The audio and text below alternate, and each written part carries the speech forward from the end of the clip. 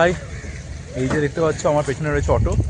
এই অটো হচ্ছে শেয়ারে তোমাদের তেনজিং নগরকে বাস স্ট্যান্ড অবধি নিয়ে যাবে, ভাড়া হচ্ছে 30 টাকা।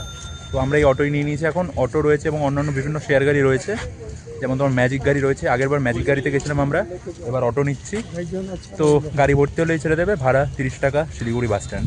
একদম যেই তোমার পার্কিংটা হয়েছে নতুন, সেই পার্কিংয়ে একটু সামনের দিকে, মানে যেই রিজার্ভ গাড়িগুলো রয়েছে দার্জিলিং বা গ্যাংটকের জন্য, সেগুলোর পরেই রয়েছে এই শেয়ার গাড়ির স্ট্যান্ড। তো এখানে চলে আসো বিন্দাস ভাই, কম দামে চলে যাও শিলিগুড়ি। তারপরে কি করতে হবে দেখাবো একটু পরে। তো এখান থেকে একটা ম্যাজিক গাড়ি উঠে গেছি। তো ম্যাজিক গাড়িটা রানিং ছিল, তাই উঠে গেছি।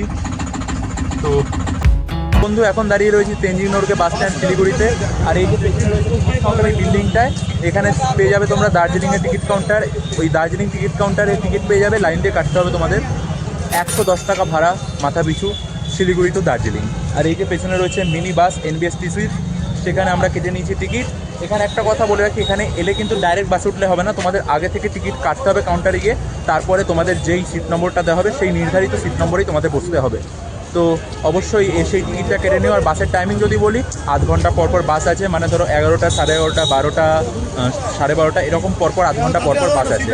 আমাদের 12টার সময় বাস রয়েছে, এখন দেখি 9:30।